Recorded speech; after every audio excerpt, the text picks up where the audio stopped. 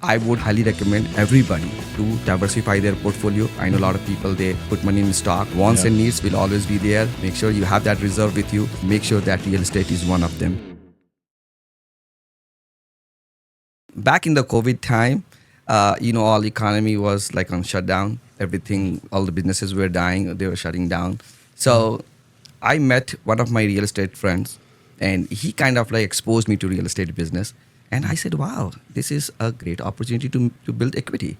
And I started off late with this real estate business, but I got so fascinated the way he explained things. I said, okay, let's give it a try. I know the economy is dying. People are trying to save money. They're not trying to, spend anywhere because everything was in uncertainty, right? Mm-hmm. So I thought, okay, let's give it a try. I know when the rates, and that was a very unique situation. The rates were low. There were not enough inventory, but still the housing cost was low. So I kind of invested in a couple of my investment properties, and yeah, since then I never stopped. It means my investment property right post COVID, it gained a lot of equity, and that gave me kind of like a boost to invest money into real estate. And I did a couple of flipping also with my real estate friend actually. And then he also introduced me with the syndicate businesses. I recently invested money in Austin, Texas, in one of the syndicate business. Mm-hmm. So again, I would highly recommend everybody to diversify their portfolio. I know a lot of people, they put money in stocks, they buy golds, but then you budget yourself like your want, needs, and wishes. The wishes part, that's where you have the surplus money. You diversify your portfolio. Wants and needs will always be there. Make sure you have that reserve with you. But once you have the wishes money with you, you start diversifying portfolio and make sure that real estate is one of them, because that will build your equity. And I have witnessed it, and I feel proud about it that I kind of like start exploring into real estate business. And again, so I time to time, whenever I get chance, whenever I have surplus money, I invest into investment properties. I have multiple investment properties where rental properties, and they're growing. Yeah, I mean, we find ourselves saying the adage a lot, is that they're not making more land, right? And it's kind of this tongue-in-cheek thing we have in real estate, but it's true, and I've been working in the real estate industry since 2018, and it's just continued to prove itself true over and over again. It's a scarce resource, and it has that equity side of it. But I also think real estate is a unique asset class in that it has scarcity, but it also has so much utility. Right. So that it's the two streams of income through being able to cash flow on a property as a rental, and that property is also appreciating in value.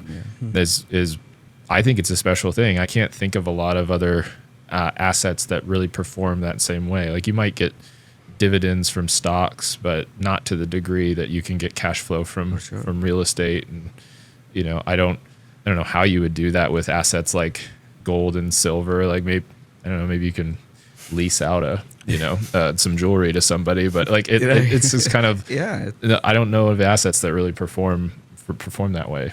Obviously, I think it's in common terms, I would say invest in appreciating assets, not in depreciating liabilities. So that's always I keep in my mind. So again, real estate is booming, and eventually, even when the market is down, it's a very brief period of time. And then again, market it after crash, it comes back again. So keep an eye on it. Start with a small fraction of money, but start somewhere. Yeah, because that's where you will start building equity.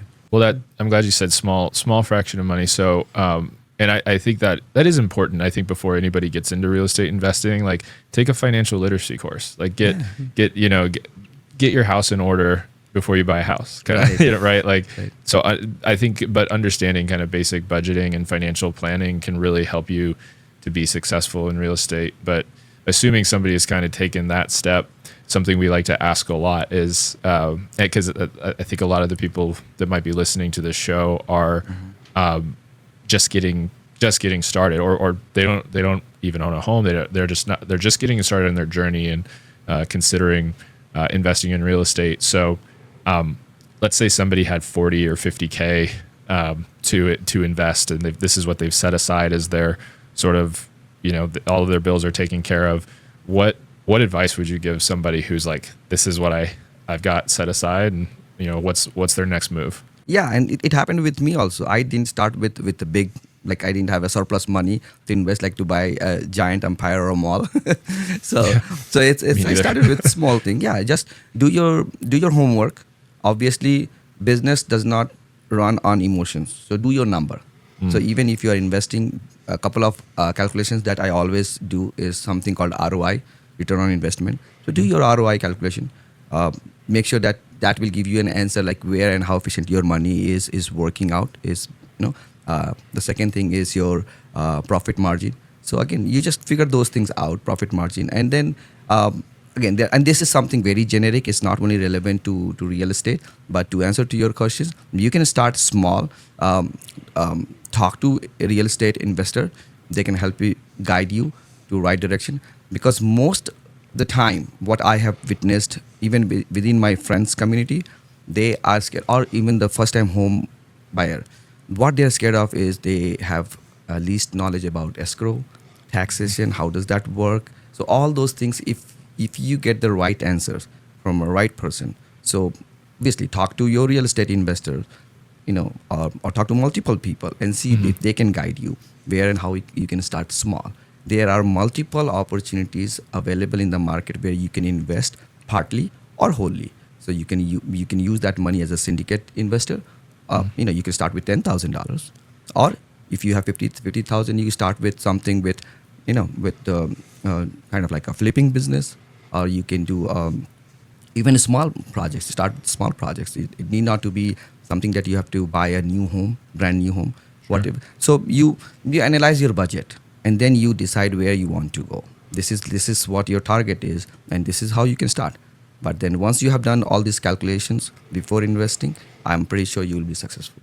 That is a good point to consider, and I've made that recommendation to investors that I've worked with, where they come in maybe with sort of considering one type of investment, but they maybe they'd love to fund a flip and just do it all cash, but they're only working with $30,000, and so and that kind of person might be better off like partially investing, becoming part of a syndication, partnering with another investor, buying something more turnkey, but still has like positive cash flow, even if you're Right. you're just putting a down payment and getting a mortgage. Yeah. So I'm sort of curious, like if somebody has that, like let's say 50K to work with, do you think they're better off kind of like doing it on their own and going out and finding an investment, and if so, like kind of what type of investment would that be, or partnering with somebody else? Yeah, no, great question, Ryan. So I think for anybody having around like 50K as an investment amount, I would look for a turnkey project. There are a lot of turnkey projects available. There are a lot of builders. Look into the inventory. See what's the inventory looks like. Within current market, the inventory looks like, to me, is in surplus. And we have less buyer right now because of the market situation. So you have the opportunity. You can leverage that, and you can negotiate more with the builders directly. If you are so, go small. Go with not. You don't have to go with 5,000 square feet single family home. Maybe you go with townhome. Maybe you go to condo, or something like not a brand new property. But Yeah. you do your homework, due diligence, and you negotiate. Yeah. Go with your real estate investor friends, or somebody who can guide you, and they are ready. Builders are ready to negotiation, because again, it's the situation, it's the opportunity that you have to grab it. Yeah. I think that's really good insight. The builders right now and having surplus inventory, they're different from your average kind of existing home seller. The truth about most existing home sellers is they have one home that they need to get sold. Yeah. Whereas builders have dozens or Yeah. hundreds, Yeah. And so they might be looking at the market from a little bit more of a macro perspective, and if they if you come to them as an investor saying like, hey, I want to buy maybe even more than one of these from you, Right. you know, they might give you some very good financing terms or down payment terms. So that can, I think that's a really good, insightful, especially for today's market. Like you said, we're starting to be, for the first time in maybe 5 years, like we're starting to be more on that, More on positive side. surplus side that favors buyers. Yeah. I think that's a great point too. The fact that if people don't know where to get started, like the thing to remember right at the beginning is that $50K that you have is leverage. Yeah. It's a negotiation chip. Yeah. I think that gets overlooked a lot with especially first time investors. For sure, yeah. And then builders, as you said, rightly said, Ryan, they have the big inventory. They don't want to keep the inventory here. They want to just liquidate that. They want the money because they have to build the next neighborhood. Right. They have to build. Yeah. They have to go into the next project, right? So sitting inventory could cost them fortunes. So they are in a position to negotiate a lot. So I think you have to leverage that situation. If you have the cash, if you have that surplus money that you want to invest, I think there are multiple opportunities. And again, it goes by your tier. If you have tier 1 investment, tier 2 investment, tier 3 investment, you want to go. If you have big money, go for commercial investment. You know, but you start from somewhere. Yeah. Build it and grow. Yeah, build and grow. You got to get started. That's Yeah. the big thing. You can check out our full library of episodes wherever you get your podcasts.